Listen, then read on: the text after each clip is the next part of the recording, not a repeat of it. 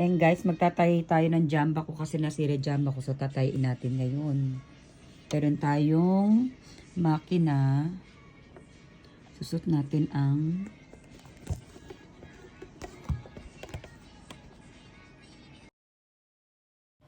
So, ayan guys, dahil nga po tayo hindi rin tayo bumabata, ay nahirapan po akong ilagay ang sinulid sa butas ng karayom. Dahil nga po yan guys, ay wala tayong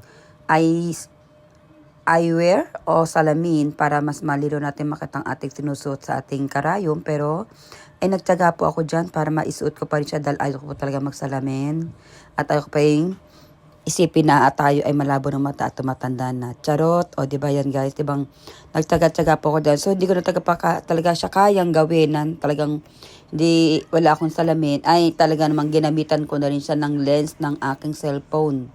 Buti na lang mas malinaw pa yung at mas malapit pa yung lens ng cellphone kesa sa mata ko, diba? Dahil hindi ko pwedeng ilapit ang mata ko dyan dahil nga po ay hindi naman tayo kagandahan ng mata. O, diba? Charot lang po yun. O, diba? Yan, tagaan ko siyang ipasok dyan. So, medyo malaki na rin ang butas ng karayom para din sa lens ng aking cellphone. So, ay naman nakakatuwa dahil sabi nga nila, pag may tiyaga, may nilaga. O, diba? So, ilang beses ko inulit-ulit na ipasok dyan sa maliit na butas ng karayom yung aking silulid ay talagang nagtitiyaga talaga ako dyan. Tiyaga-tiyaga lang, sabi nga ng ang mga tao. Alam niyo man ng Pilipino, pag may tiyaga talaga, ay maabot din natin ang ating mga gustong gawin, no? Diba? So, ayan guys, talagang sa awa ng Panginoong Diyos, ay sa awa ng aking makina at sinulid, ay naipasok ko rin siya sa maliit na butas. O, diba? So, talaga naman ako natuwan-tuwa dyan dahil nga po ay nagawa ko siyang ipasok at kahit na hindi naman kaganda ng ating mata ay talaga po ayan, o diba? Ayan, talagang charot naman, talaga naman ako pagtsaga-tsaga mo dyan. Charot, talagang pag may tsaga, ano ba yan? Ba't naman kasi kalitang butas na to, hindi ko maipasok? Oh my God, o diba? So ayan guys, ang nakita ko lang naman kasi yung ginagawa ng aking mother. Pag naipasok na dyan sa sinulid, ayan, o diba? Hinarangan ko siya, o kaya inipit ko siya para hindi siya mahila. So ayan guys, natapos na siya dyan.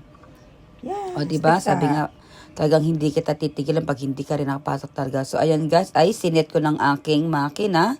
So kumuha ko ng maliit na tela kung talagang kaya ko siyang itahi. So ayan guys, ay sinet ko na rin ng aking makina kung anong number bang dapat kong ilagay. O 10/37. So talagang ulit ko pa siyang ulitin. So ayan yung number 37. So para hindi siya maganda kako.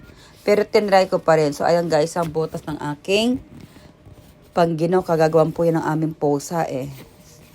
Kagawan po ng posa ko yan, kaya ay nagchichiga naman ako mailagay yan. So, ayan guys, so, isinet ko na siya kung kaya ba siyang matahi. So, kasi nang hinayang ako dito dahil bigay nga ng kaibigan ko, yan talagang tinatsigaan ko siyang tahiin, kahit maliit ang butas lang yan. Kasi pag hindi mo ginawa yan, lalo pang lalaki yan eh. So, ayan, sineset ko na rin po dyan yung mga aking gagawin dyan. So, talagang kachang ditong nangyayari. So, set ko pa talaga dito yan. O, diba? Ganyan lang po talaga magtahi. Kasi, hindi po ako nag-aral ng mananahi. Kon lang po ito, ha. Nag-aral lang po ako dyan sa internet. O, sa ano. Dahil dati na po akong merong pananahi talaga. So, talagang obligato magkaroon po ako ng tahian. Dahil nga po yung aking mga anak ay ako na rin pong gumawa ng bag nila. Ako na rin pong gumawa ng mga taysagin tinatawag. Lagay ng mga plato at cup nila. So, yun guys, inumpisahan ko na po dyan.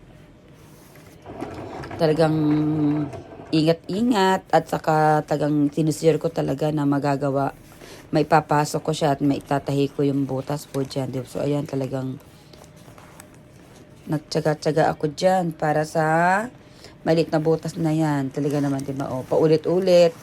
Antras dito, abante doon, atras dito. Talaga namang sinusure ko talagang maisasara ko po yung butas na yan dito. So, diba guys, ganyan lang po talaga yung aking paggagawa ng pananahi. So, ayan, hinatak ko siya kung pwede na ba siyang tingnan. Pero, chinecheck ko muna kung kaya ko pa. Kung okay na buhay yung tahi niya dyan. So, ayan. Check pa rin talaga tayo dyan sa ating ginawa nan kung okay ba yan, kung labas, likod ay talaga na bang makukuha ko na siya. Yan guys, diba? O diba guys, ang hirap naman kasi ganito magmananahi ka, wala kang experience talaga sa pananahi. O diba, ayan. O diba, check talaga. Sinet ko ulit yung aking makina. So ayan, suot-suot ulit siya para tahi ko siya. O diba, ayan.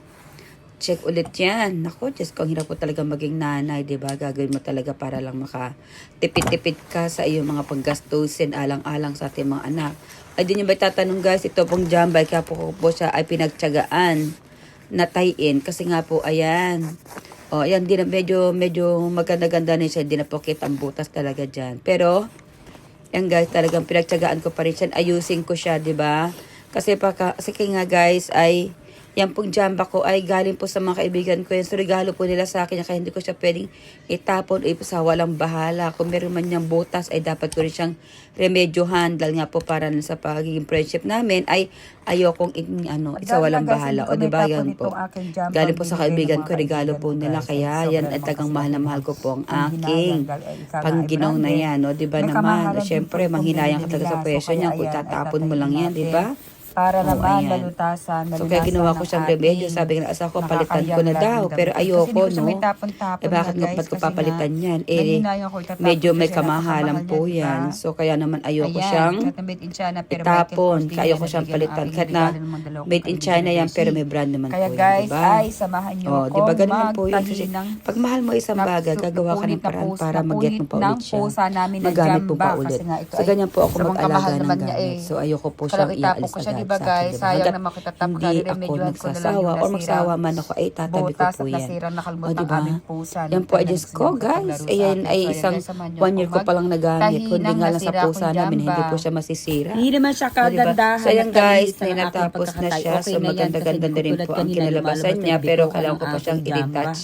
Ng aking summer susito. I-retouch ko po yan kasi alisin ko po yung mga himon-himon ng sinulid na yan. Pero at least maganda na rin po siya. Pwede ko na siyang pakinabang ibandera ulit na nagamit ko na.